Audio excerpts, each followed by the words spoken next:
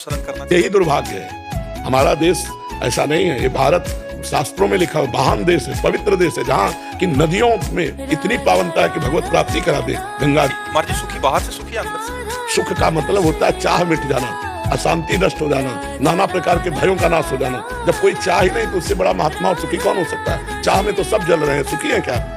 सब चाह हो जाए। दुर्गत। राधे राधे महाराज जी, आपके चरणों में कोटि कोटि प्रणाम। महाराज जी, मेरे को 17 साल से मानसिक रोग है, जिसके कारण मेरी दवाइयां भी चल रही हैं। डॉक्टर के कहने पर मैंने हस्तक्रिया भी शुरू कर दी और तब से ही कर रहा हूं। दवाइयां न लेने पर थोड़ा एग्रेसिव हो जाता हूं, काम करने का भी मन नहीं करता, नहीं आत्मविश्वास रहा है, हर समय खाने का ही मन होता है। वो डॉक्टर है। ब्रह्मचर्य से स्मृति पवित्र होती है, ब्रह्मचर्य से डिप्रेशन दूर होता है, और तुम्हें ब्रह्मचर्य रहित करने के लिए हस्तक्रिया कह दी, यही तो मूर्खता है। किस डॉक्टर ने कह दिया? ब्रह्मचर्य से जो महानता आती है वो तुम्हें पहले तो मार दिया उसने। ब्रह्मचर्य का नाश करना बता दिया तो मार तो दिया ही उसने। कहां से औषधि देगा? नींव नष्ट कर रहा है, बिल्डिंग बनाना चाहता है। शरीर की, जीवन की, स्मृति की, सबकी नींव है ब्रह्मचर्य। कई बार करते हो? 3 दुर्दशा हो गई। 3 बार किसी स्वस्थ आदमी को हस्त में तुम बता दो, अगर 2-4 महीने में डिप्रेशन ना आने लगे तो हमें बता देना, तुम डिप्रेशन से दूर हो गए। अरे ब्रह्मचर्य वीर नाश और उसकी दिमागी स्थिति को पुष्ट करना चाहते हो वीर नाश करके, जबकि वीर से दिमागी स्थिति पुष्ट होती है। खून को मथ करके वीर बनता है। एक मनोवाह नाड़ी है अंदर, संचालित हो जाती है। कहीं वीर नहीं पूरे शरीर में, किसी डॉक्टर से पूछ लेना। जैसे पित्त की थैली, ऐसी कोई वीर की थैली नहीं है। वो रक्त को गर्म करके तत्काल वीर बनाती है। जैसे वात्सल्य से भर करके गाय के खून से दुग्ध बनता है। बछड़ा ना हुआ हो कि दूध निकालो थन से, भला में बताओ कि 5 लीटर निकला, उसी रक्त से बनता है दूध। ऐसे ही मनुष्य के शरीर में एक नाड़ी है, मनोवाह नाड़ी। जब हम काम चिंतन करते हैं या हस्त मैथुन आदि के द्वारा अपनी जनेंद्री को गर्म करते हैं तो मनोवाह नाड़ी संचालित हो जाती है, पूरे खून से निकालती है पूरा सप्तम धातु वीर्य को। दिन में 3 बार, बताओ गजब कर दिया। अब क्या जीवन रह जाएगा? काम करने का मन नहीं होता, आत्मविश्वास एकदम हिल गया है। आज से पहली बात बंद करो, हस्त मैथुन बंद करो, ठीक है? खुली हवा में सुबह 2-3 किलोमीटर दौड़ो, सात्विक भोजन करो, हरी पत्ती वाला अधिक भोजन करो और राधा नाम जप करो। और 1 महीना बाद हमारे पास आना, बताना कि ये तो हम तुमको बताया है। मूल बात है, हमने जो तुमको कहा वो करके देखो। तुम्हें जैसे हम आपको आदेश कर जाओ यमुना स्नान करो जाके, तो अब तुम हमारी ताकत से यमुना स्नान करके आओगे। उसमें हम केवल कह ही नहीं दिया, तुम ठीक हो जाओगे। ठीक है? राधा नाम जप करो, आज से हस्त मैथुन मत करना, बिल्कुल। और आप 2-3 किलोमीटर जितना दौड़ सकते हो उस रफ्तार से दौड़ो और सात्विक भोजन पाओ। सात्विक भोजन मतलब कोई मांस मदिरा ये सब चीज नहीं होनी चाहिए। हरी सब्जियां हैं, दाल है, रोटी है, पाओ और सत्संग सुनो और राधा नाम जप करो। 1 महीने में हमें बताना कि तुम ठीक हो रहे हो कि नहीं, तुम्हें कैसा लग रहा है। 1 महीने हस्त मैथुन मत करना आज के बाद, ठीक है? महाराज जी, जो आपने नियम बताया ना, मैंने ये 1 साल से किए थे। उससे पहले ऐसे डिप्रेशन और डर बना रहता था। महाराज जी आपकी कृपा से ना अंदर में आग चल रही है। हाँ बिल्कुल, कोई डर नहीं है। बिल्कुल बिल्कुल बिल्कुल कृपा से नाम जप होता है, जिंदगी बहुत काचे कट रही है। बिल्कुल नहीं, अच्छे हो जाओगे तुम, मस्त हो जाओगे तुम। बहुत प्रमोट कर रहे हैं चीज, वो मैं भी पता करते लोग हैं, मेरा सवाल नहीं था, लेकिन डॉक्टर बहुत बड़ी बड़ी तर्क दे रहे हैं। ऐसी तर्क दे रहे हैं, उनकी तर्क सुन के लगता है कि बड़े तर्क बात कर रहे हैं। महाराज बड़े विद्वान डॉक्टर कहते हैं कि ऐसी टेंशन दूर होती है। तुम्हारी दूर हुई? नए नए लड़कों को बर्बाद कर रहे हैं, छोटे छोटे बच्चों को बर्बाद कर रहे हैं। हम किसी को भी ये बात कह रहे हैं कि अगर आपको डॉक्टर की बात माननी है तो 2 महीने आप लीजिए और रिजल्ट लिखिए, और 1 महीने ब्रह्मचर्य से रहिए, उसका रिजल्ट लिखिए। आपको खुद पता चल जाएगा कि बात किसकी सत्य है। यहाँ सैकड़ों बच्चे ऐसे आए जो की स्थिति में पहुंच चुके हैं उनके द्वारा। हर जी, कभी आपका वीडियो जब ब्रह्मचर्य पे डालते हैं तो मतलब हजारों की संख्या में ऐसे कमेंट्स आते हैं कि हम तो मतलब बर्बाद हो गए हस्तक्रिया करने पे, और ऐसे भी आते हैं जिन्होंने छोड़ दिया कि उनका जीवन में कैसे कितनी गंदी बात के लिए ये डॉक्टर उत्साहित करते हैं, कितनी गंदी बात के लिए प्रमोट कर। ऐसे ही महाराज जैसे यहाँ सवाल पूछा गया, ऐसे ही वहाँ सवाल पूछा उससे, तो उसने कहा कि ये तो सही है, करना चाहिए। अब कलयुग बढ़ेगा कैसे, लोग नष्ट कैसे होंगे? इसी से नष्ट होंगे। जब बड़े स्तर से ये बातें प्रचार प्रसार की जाएंगी तो यही होंगे। अब ये कोई फिल्म थी, लड़के ने बताया कि फिल्म से उत्साह बना हस्त मैथुन करने का। जब हस्तक्रिया से हम घर्षण करते हैं तो मूत्रेंद्रिय की जो नस नाड़ियां होती हैं वो इस कोट की हो जाती है कि कुछ दिन के बाद फिर वो संतान उत्पन्न करने की क्षमता ही नष्ट हो जाती है। जरा सा चिंतन हुआ वीरपात हो गया, जरा सा छुए वो वीरपात हो गया। जो गृहस्थी धर्म वो उसकी योग्यता ही खो देता है। और चिड़चिड़ा स्वभाव हो जाना, कमर में दर्द होना, घुटनों में दर्द होना, किसी बात को सोचकर ही भार लगना, किसी बात पर घुस नहीं पाना, ये बहुत सी कमियां आ जाती है। और कैसे डॉक्टर हैं आपकी ऐसी बातें करते हैं? महाराज जी, एक तर्क ये है कि नोबेल पुरस्कार यहूदियों के पास है, आप भारतीयों के पास नहीं। यार आध्यात्मिक पुरस्कार क्या यहाँ से मिलेगा? क्या आध्यात्मिक पुरस्कार भगवान से मिलता है? आध्यात्मिक पुरस्कार क्या आप आध्यात्मिक पुरस्कार के विषय में जानते हैं क्या? नहीं जानते ना। तो यही भारत रत्न और यही जो नोबेल पुरस्कार है तो लौकिक है ना। तो अगर अध्यात्म में बल ना हो तो बड़े बड़े पुरस्कार वाले अंत में घुटने टेकते हैं आकर के, अध्यात्म के घुटने टेकते हैं। देखो, शराब पीना, व्यभिचार करना, इसमें मन लगेगा, लेकिन शराब ना पीना, व्यभिचार न करना, इसमें मन नहीं लगेगा। अच्छा, इसमें जो उन्नति होगी वो आध्यात्मिक होगी, उसमें जो उन्नति लौकिक है, लौकिक उन्नतियों में बहुत पुरस्कार मिल रहे हैं, लेकिन आध्यात्मिक उन्नति जो भगवान की प्राप्ति का है, जो संयम का है, जो जितेंद्रियता का है, उसे संसार कौन जानता है भाई? अच्छा, आप आज आए हो हमारे पास किस बात के लिए आए? अध्यात्म के आकर्षण से तो आए हो। हमारा पुरस्कार ये होगा कि आप सही हो जाओ, आप सही हो जाओ, आप सही हो जाओ। आध्यात्मिक से, अब जैसे बच्चा कह रहा है, इसका अनुभव है कि जब मैं गलत आचरण करता था तब मैं अशांत और भयभीत था, आज मैं आपके अनुसार चल रहा हूं, मैं बिल्कुल कह रहा है निर्भय हूं। तो ये बात अब निडरता का, उसकी आध्यात्मिकता का, अब इस बात को तो संसार नहीं जानता है ना। जितेंद्रियता का, जिसके निकालने में इतना सुख है उसको रोकने में कितना सुख होगा, इस बात को कैसे कोई समझे? हमारा जी नाम बल से हुआ है, सच बता रहे हैं। आपने तो बोला ना तरह तरह तो अपने पास की कुछ नहीं थी, अगर ना तरह तरह चले ना अपने, पता नहीं क्या होता है, सारी गलत चीज होती है हमारा। बिल्कुल छूट चुका, बिल्कुल छूट, और आप ठीक हो जाओगे। यही बात आप कहोगे जो ये बोला, बस आप बिल्कुल चलना हमारे कहने के अनुसार। तो ये जो बाहर के पुरस्कार है इनको मत देखो भाई, आप देख लेना, हमारी बात मान लो। 1 महीना में आपका परिवर्तन न हो तो हमें बताना, ठीक है? पर जैसा हम कहें वैसा करना। उचित दवाइयां लेते रहो, हस्तमैथुन मत करना, और ये खाओ पी के दौड़, फिर धीरे धीरे दवाइयां फिर छोड़ देना। 1 महीने में अगर लाभ मिले आपको तो हमें बताना। बड़ी हिम्मत है महाराज जी, उन्होंने पूछ लिया। हाँ, इसे संकोच माना जाता है, गंदी बातें मानी जाती है कि महाराज जी पहले मानसिक बीमारी होती है, उसके बाद डॉक्टर के पास जाते हैं, डॉक्टर कुछ और सलाह गलत कर देते हैं। प्रतीक यादव जी, पुणे महाराष्ट्र से। महाराज जी, आपके चरणों में कोटि कोटि प्रणाम। महाराज जी, एक नवीन साधक को कितना ज्ञान देना चाहिए? क्या भगवत गीता से शुरुआत कर सकते हैं? ज्यादा ज्ञान देने के चक्कर में कंफ्यूजन होता है, कृपया मार्गदर्शन करें। क्या कंफ्यूजन होता है? मतलब गुरु जी जैसे यूट्यूब इस पे से पढ़ते जाए तो कुछ अलग अलग ही, मतलब ये भगवान देखिए वो, ये ज्ञान काम नहीं करता है। ज्ञान काम करता है राधा राधा, राम राम राम राम, कृष्ण कृष्ण कृष्ण कृष्ण। इससे जो आपके अंदर ज्ञान होगा वो काम नहीं है। ये सब बाहरी ज्ञान तो केवल बौद्धिक स्तर से आप सुनेंगे, दूसरों को सुना देंगे, लेकिन जो काम क्रोध आदि पर विजय प्राप्त करना है तो आप इससे नहीं कर पाएंगे। नाम जप करें, साधना करें, आराधना करें, उससे जो ज्ञान होगा वो हम विजय प्राप्त करेंगे माया से। तो हमको चाहिए कि ज्ञान प्राप्ति का उपाय पकड़ें। क्या? शास्त्र स्वाध्याय करें, जैसे आपने कहा गीता जी शुरू करें, तो जो महापुरुषों द्वारा की गई टीका है, टीका माने अर्थ, उसका विस्तार, जैसे स्वामी राम सुखदास जी ने किया है गीता जी की टीका, उसका नाम साधक संजीवनी है। वो आप ले आइए, आराम से पढ़िए, समझ के पढ़िए, और नाम जप कीजिए, और माता पिता परिवार की सेवा कीजिए। इससे जो ज्ञान होगा वो माया पर विजय प्राप्त करा देगा। ऐसे बौद्धिक स्तर का ज्ञान आप प्रवीण हो सकते हैं दूसरों को समझाने में, उपदेश देने में, क्योंकि आपने बहुत शब्द चयन किए, लेकिन आपका कल्याण नहीं, आपका कल्याण होगा भजन करने से। बारी मथे घृत होए बरु, सिकताते बरु तेल, बिनु हरि भजन न भवतरी, आ सिद्धांत पेल। बालू पेरने से भले तेल निकल आवे, असंभव है वैसे तो, और जल मथने से भले मक्खन निकल आवे, घी निकल आवे, असंभव है, पर ऐसा हो सकता है। पर बिना भगवान का भजन किए दुर्गुण, दुराचार, अशांति और इस संसार चक्र से हमारा उद्धार नहीं हो सकता। सही माने में काफी ज्ञान सबको रहता है। जैसे किसी की बहन बेटी की तरफ गंदी दृष्टि से देखना पाप है, किसी पुरुष की तरफ भोग दृष्टि से देखना पाप है। क्या ये बात नहीं जानते सब लोग? क्या ये नहीं जानते किसी जीव की हिंसा करना पाप है, चाहे अपना गर्भस्थ शिशु हो या बाहर पशु पक्षी हो? ये ज्ञान है तो, पर प्रयोग कहाँ है? जितनी जानकारी आपको है उतने में आप एक महापुरुष बन सकते हैं। आपको इतनी जानकारी है, पर उसका प्रयोग हो पाता है क्या? क्यों? क्योंकि आपके पास अध्यात्म बल नहीं है। जानकारी के अनुसार ब्रेक मार देना, गलत आचरण ना होने पाना, अच्छे आचरणों में आगे बढ़ना, ये पवित्र बुद्धि निर्णय करती है। अगर ड्राइवर नशे में हो तो जानकारी किसी काम की नहीं, वो एक्सीडेंट करेगा। ऐसे बुद्धि यदि मलिन हो तो कहीं ना कहीं फंसा ही देगी हमको, हमारी जानकारी किसी काम में नहीं आएगी। हमें लगता है भजन करना चाहिए। अच्छे आचरण करने से, पवित्र आचरण करने से हमारे अंदर दिव्य शक्तियां जागृत होती हैं। मलिन आचरण करने से हमारी जीवनी शक्ति का नाश होता है। तो ज्ञान तो बहुत लोगों को है जो पर उपदेश करते हैं, लेकिन अपने जीवन को सुधार पाए ऐसे बिरले कोई मिलेंगे। तो ज्ञान तो वही है जो अपने जीवन को सुधारा जा सके, और वो ज्ञान आएगा शास्त्र स्वाध्याय, भजन मान लो यूट्यूब से सुना, तो उसमें जो बात पकड़ में आई उसको चलो, तब तो ज्ञान। केवल दूसरे को सुना दिया सुन करके तो क्या ज्ञान।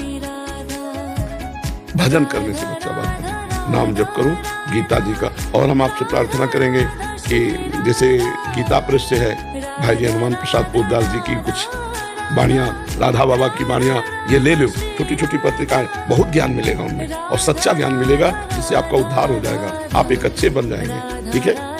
जानकी जी ऑस्ट्रेलिया से। श्री हरिवंश महाराज जी, हाजी आपके चरणों में कोटि कोटि प्रणाम। महाराज जी, संसार में रहते हुए संसार को कैसे भूल जाएं?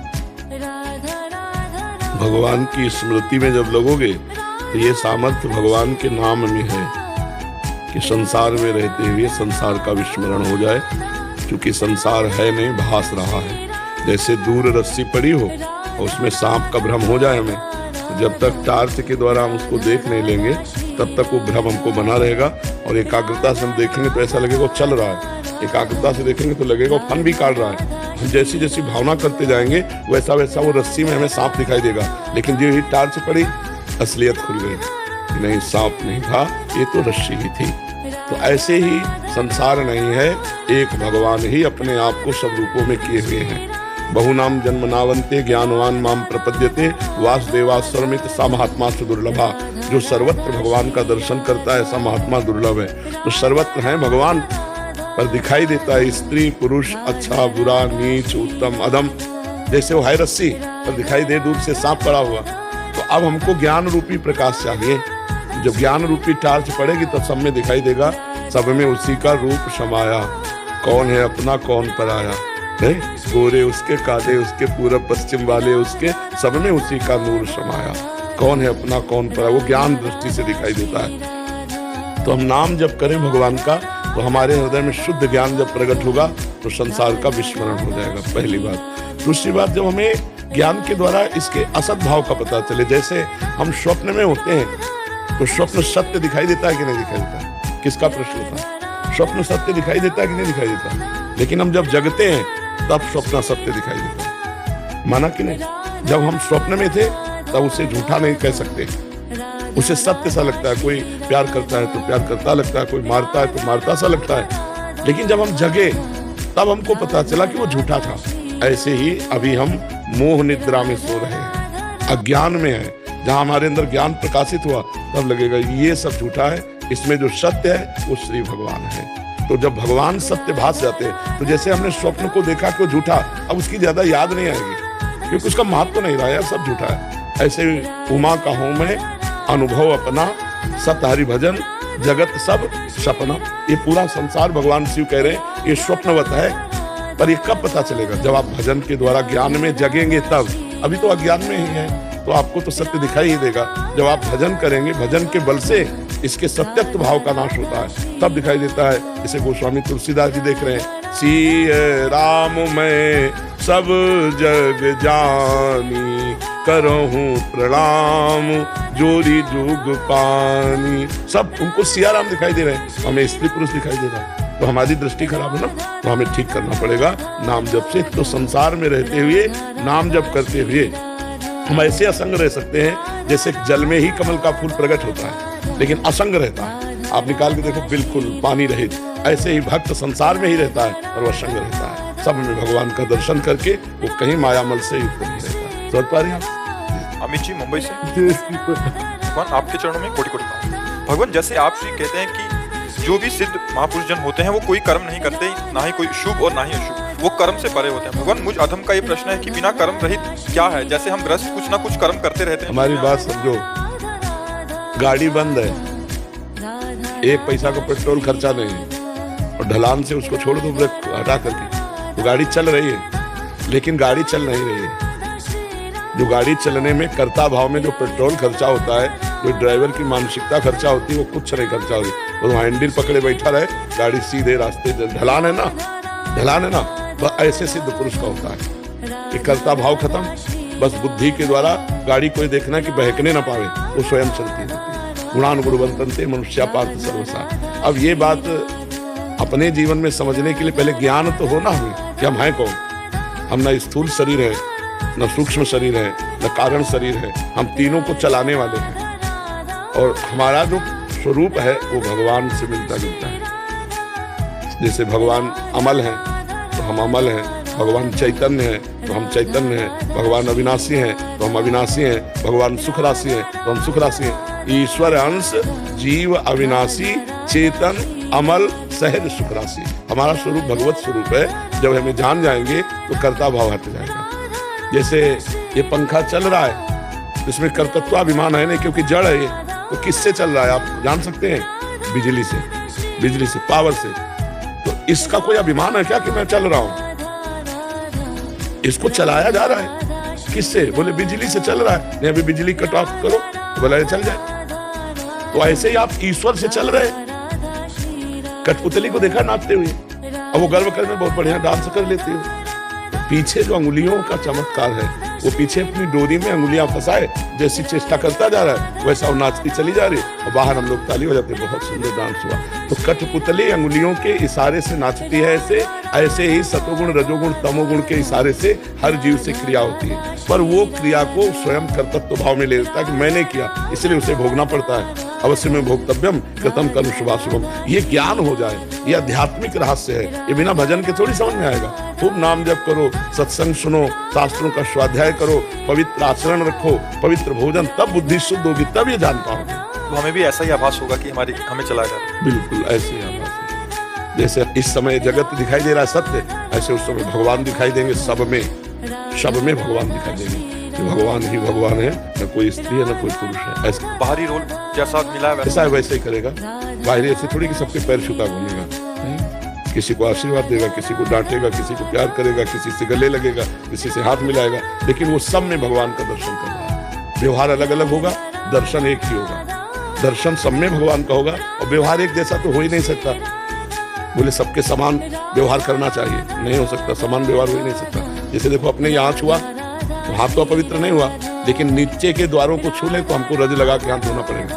अपने ही शरीर में है, लेकिन वो व्यवहारिक जैसा शरीर में नहीं कर सकते तो समाज में कैसे कर सकते हैं? अब जैसे सब में हम भगवान देखते हैं तो 4 स्त्री स्वरूप है, पत्नी है, बहन है, माँ है और बेटी है। चारों में भगवान समान है, लेकिन व्यवहार समान नहीं हो सकता। व्यवहार में अंतराय हो जाएगी नहीं। एक के पैर छुएंगे माँ के, और पत्नी के साथ पत्नी जैसा व्यवहार, बेटी के साथ बेटी जैसा, बहन के। तो जो व्यवहार को यथोचित करता है, जैसा करना चाहिए, और सब में भगवान को देखता है, वो असली ज्ञानी है, सही में वही ज्ञानी है।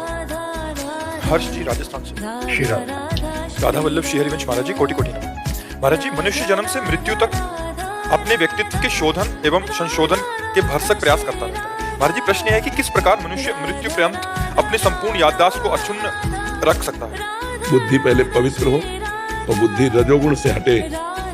इस जन्म के क्या, अनंत जन्मों के, सैकड़ों जन्मों के कर्मों को देख सकता है बैठे बैठे, पर बुद्धि की क्षमता इतनी अपवित्र हो गई कि परसों दोपहर के क्या खाया था इसके लिए सोचना पड़ेगा।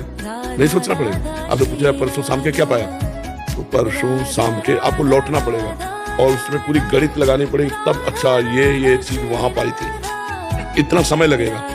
अगर पूछा जाए इसी जन्म में माँ के गर्भ में आप 9 महीने रहे, 1 सेकंड की स्मृति है क्या? इसी जन्म में माँ के गर्भ में 9 महीने रहे अपने सब लोग, लेकिन 1 मिनट की भी स्मृति नहीं है कि उस समय मुझे कैसा लग रहा था। तो हमारी स्मृति तो बहुत नष्ट हो गई है, और ये नष्ट हुई है माया के भोगों में। तभी कहते ना त्रिकालज्ञ महापुरुष है, उन्होंने भोग नहीं भोगे। संयम, ब्रह्मचर्य, जितेंद्रियता और निरंतर भगवान की स्मृति, तो बुद्धि में स्मृति जागृत हो गई। इस स्मृति से आप हजारों जन्मों को देख सकते हैं कि आपके हजारों जन्म हुए, आप क्या क्या बने, कैसे कैसे बने। तो ये स्मृति तो हमारी इसी जन्म की खो गई है अभी तक। तो हमें भजन के द्वारा स्मृति प्राप्त करनी पड़ेगी। अर्जुन जी को गीता सुनने के बाद क्या मिला? उसने पूरी गीता सुनी अर्जुन जी ने, फिर क्या कहा? नष्टो मोहा स्मृति लब्ध्वा त्वत् प्रसादान मयाच्युतः। हे अच्युत भगवान गोविंद, आपकी कृपा से अब मोह का नाश हो गया और मुझे स्मृति प्राप्त हो गई। तो ये स्मृति जो विस्मृति के गर्त में चली गई है, इसे आप पुनः जागृत कीजिए। खूब भगवान नाम जप कीजिए। सब कुछ इसी से पूर्ण हो जाएगा, नाम जप से। जो नाम जप नहीं करता हमारी दृष्टि में कुछ हासिल नहीं कर पाएगा, न लौकिक न पारलौकिक। और नाम जप करता है तो लौकिक पारलौकिक जो चाहेगा वो प्राप्त हो जाएगा, पक्का।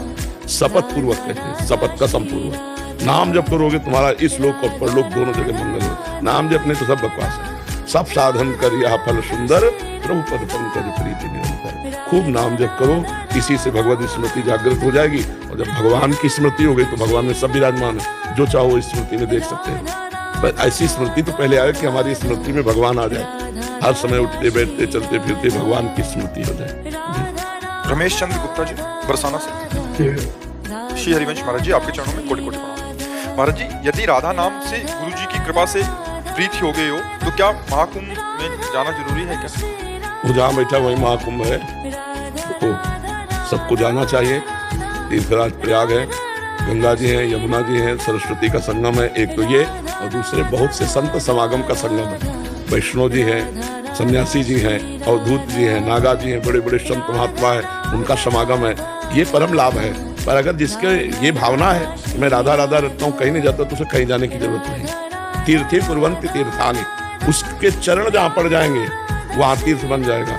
जब गंगा जी ब्रह्मलोक से धराधाम पर आने की हुई तो दो बातें पूछी कि जब मैं ब्रह्मलोक से गिरूंगी तो नीचे रसातल को चली जाऊंगी, बीच में रोकेगा कौन? तो महादेव जी को तपस्या के द्वारा भगीरथ ने प्रसन्न किया, तो महादेव ने जटा में रोक लिया, ब्रह्मलोक से जटा में, जटा से फिर भूतल में।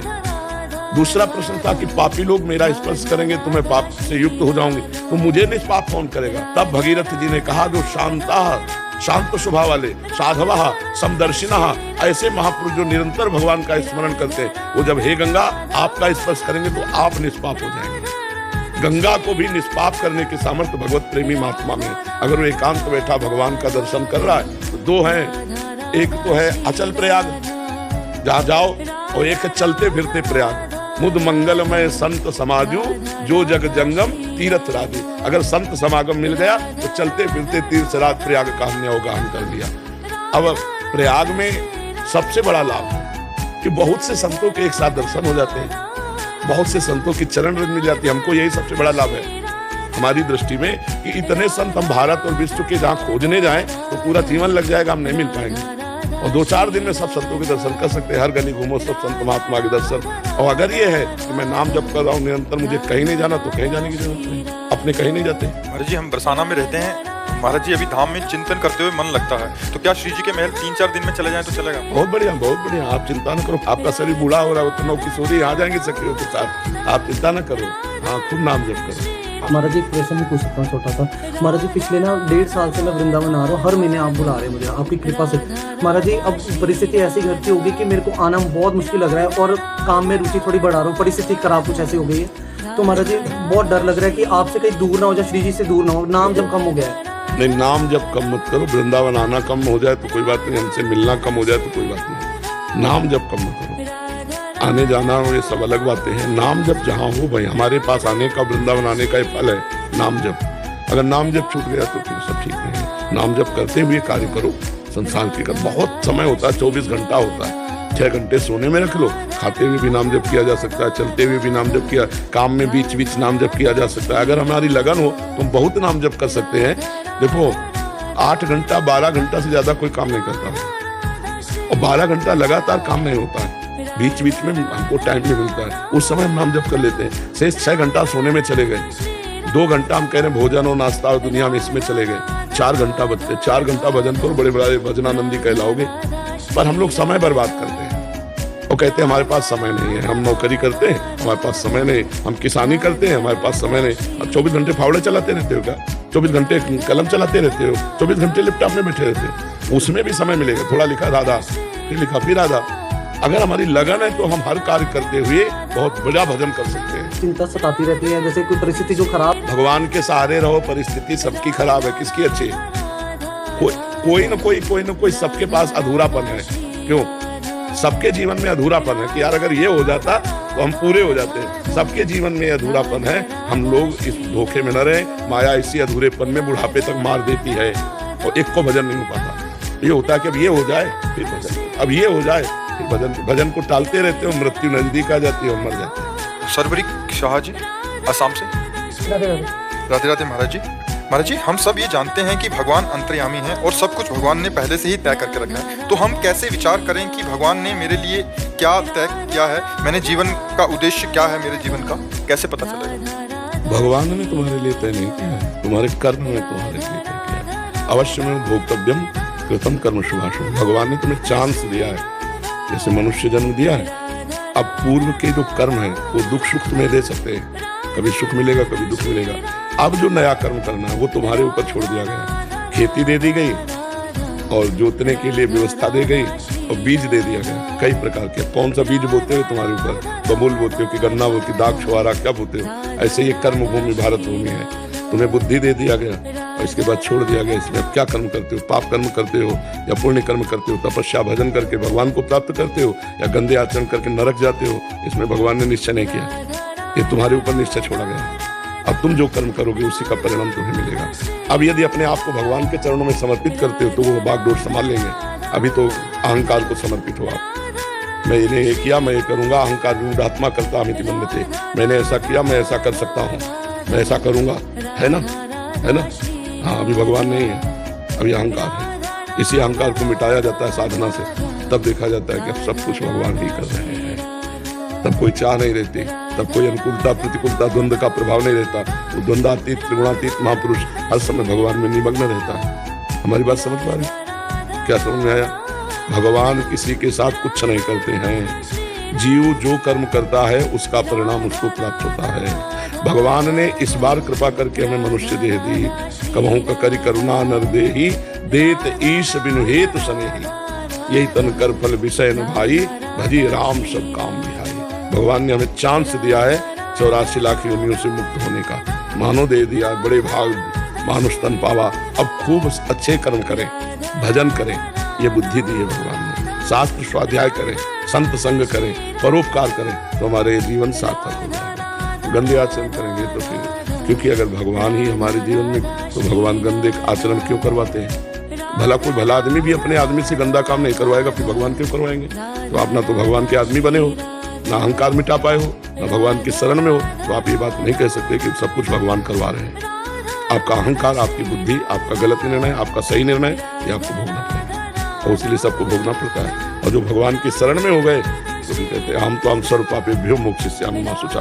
मैं तुम्हें समस्त पापों से मुक्त करके परम पवित्र कर दूंगा। और शरणागति का मतलब भगवान का आश्रय लेकर खूब नाम जप करो, अपने आप पवित्र हो जाओगे। समझ पा रहे हो हमारी बात? अनिल वर्मा जी दिल्ली से।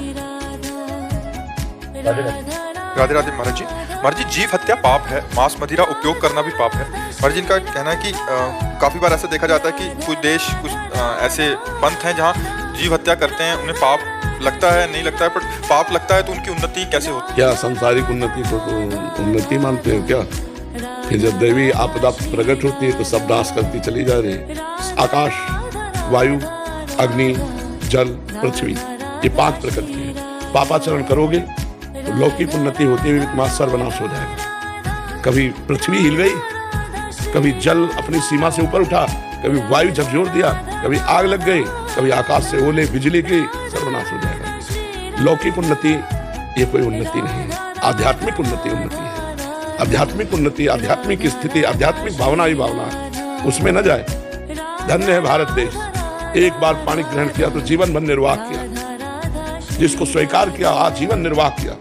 यहाँ सती होते हैं, यहाँ यति होते हैं, ये धर्म क्षेत्र है, तो उन्नति उन्नति होती क्या? क्या उन्नति है? क्या उन्नति? विलासिता, भोग के मरो नरक जाओ, विलासिता ही तो है, और कौन सी उन्नति है? बौद्धिक जब विकास होता है तब भारतीय ब्रह्म ऋषि की चरण धूलि माथे पे लगाना होता है और किसी न किसी भारतीय महापुरुष के चरणों का आश्रय लेना होता है। नहीं, नरक स्वर्ग के आगे कोई चर्चा नहीं कहीं भी। अगर जीवन मुक्तता, प्रेम, ज्ञान, योग, ये सब भारत में है, तो विदेश की तुलना थोड़ी हम अपने भारत से कर सकते हैं। हमारा भारत धार्मिक देश है, शांत देश है, शांति प्रिय है और धर्ममय है, तो हम अपने देश की तुलना में किसी को नहीं रखते हैं। इसलिए नहीं कि भारतवासी, वैसे भी प्रमाण दे सकते हैं आपको। यहाँ जो ब्रह्म ऋषि है, यहाँ जो पातिव्रत धर्म है, यहाँ जो भ्रातृभाव है, वो आपको कहीं नहीं मिलेगा। ये थोड़ा विदेशी कल्चर यहाँ आ गया है, इसलिए गंदगी फैलने लगी है। बॉयफ्रेंड, गर्लफ्रेंड, लिविंग रिलेशन, ये सब विदेशी है, ये अपना नहीं है। हमारा देश ऐसा है, एक बार स्वीकार कर लिया तो आज जीवन निर्वाह किया। ये डिवोर्स तो हमने कभी सुना नहीं था, ये तो आप चला है। नहीं, गाँव में कौन डिवोर्स चला है? चाहे जैसी पत्नी हो, चाहे जैसा पति हो, ब्याह हो गया, अब निर्वाह करना है और दोनों बड़े प्रेम से, संतानें बढ़िया पवित्र बुद्धि वाली उत्पन्न होती थी। अब तो क्या हो रहा है देख रहे हो आप, ये विदेशी का तो है देन। यहाँ की पहनावा ओढ़ावा कैसा सात्विक है और बाहरी सब बच्चे पहनने लगे, विदेश का अनुकरण करने लगे, बोले वो बहुत उन्नति। क्या उन्नति है? किस विषय को उन्नति मानते हैं? जनेंद्रिय और रसेंद्रिय के भोगों को उन्नति मानते हैं क्या? ये तो पशु पक्षियों में भी पाया गया। उन्नति है बौद्धिक स्तर की उन्नति होना, संयम आ जाना, इंद्रियों का व्यभिचार में उतर जाना उन्नति नहीं है। मन का भोगों में फैल जाना, ये उन्नति तुम्हें दिखाई दे रही। तुम विदेश को उन्नति समझते हो? अशुद्ध जीवन है, अपवित्र जीवन है, जहाँ शौचाचार का ज्ञान नहीं है, उनको हम अपने भारतीय संस्कृति से जोड़ सकते हैं। गंदा जीवन, न खान पान का ज्ञान है, न शौचाचार का ज्ञान है, न जीवन जीने का ज्ञान है, केवल इंद्रिय विलासिता को आप मान रहे हैं ना। बहुत बढ़िया गाड़ी है, किसकी उन्नति मानते हैं? आध्यात्मिक उन्नति की बात करो, कहाँ है आध्यात्मिक उन्नति? आध्यात्मिक उन्नति का ज्ञान ही नहीं है ना। बस आध्यात्मिक उन्नति और तो सब देखो मिटा दो। आराधना है नहीं, पूर्व पुण्य है तो भोग देशों में पहुंच गए, भोग रहे, इसको उन्नति हम नहीं मानते। जितेंद्रियता को उन्नति मानते हैं, मनोनिग्रह को उन्नति मानते हैं, पवित्रता को हम उन्नति मानते हैं, भगवत भजन को उन्नति मानते हैं, हमारा ज्ञान विज्ञान प्रकाशित हो उसे मानते हैं। जो जीव हत्या कर रहे हैं इनका नवीन कर्म बन रहा है, बिल्कुल, और इसका फल स्वरूप और ज्यादा बिल्कुल दुर्गति को भोगना पड़ेगा। और जो नए कार्य जो इसका संयम कर रहे हैं, हाँ, उनका पूर्व का जो पाप है क्षय हो रहा है, उनके नए पुण्य बन रहे हैं और आगे चलकर वो सुखी हो जाएंगे। सुखी महाराज जी, सुखी बाहर से, सुखी अंदर से। सुख का मतलब होता है चाह मिट जाना, अशांति नष्ट हो जाना, नाना प्रकार के भयों का नाश हो जाना। जब कोई चाह ही नहीं तो उससे बड़ा महात्मा और सुखी कौन हो सकता है? चाह में तो सब जल रहे हैं, सुखी है क्या? सब चाह में जल रहे हैं। दुर्गति है, मानसिकता की दुर्गति है। पर रुपया पैसा जनेंद्रिय और सेंद्रिय के भोग, इससे ज्यादा क्या है? ये तो पशु पक्षी भी कुक कर रहे हैं, मर रहे हैं। हमारी दृष्टि में, हमारे शास्त्र की दृष्टि में, सुत दारा धन लक्ष्मी पापियों के घर होए, संत समागम हरि कथा तुलसी दुर्लभ, ये दुर्नति है।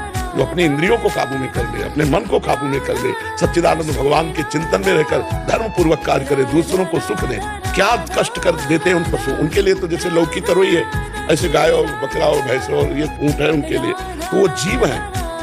हमारे यहाँ तो पूजा होती है गौ की, वहां तो हत्या होती है, हम उनकी तुलना करेंगे अपने देश से? हमारे यहाँ तो पशु पक्षी वृक्ष जड़ वस्तुओं की, एक आदमी साइकिल भी चलाएगा तो पैर छू के चलाएगा, हैंडल के पैर छुएगा है। हमारे यहाँ की समानता कोई देश नहीं कर सकता। यहाँ तो ईंट पत्थर की भी पूजा होती है, अगर मकान शुरू होता है तो ईंट की भी पूजा होती है। यहाँ नई गाड़ी लाई जाती है तो उसको भगवान की तरह आरती की जाती है, नारियल की बलि दी जाती है, नींबू की बलि दी जाती है और माला पहनाया जाता है। यहाँ जड़ वस्तुओं में भी भगवत पूजा होती है, वहाँ तो भगवान की भी पूजा नहीं होती।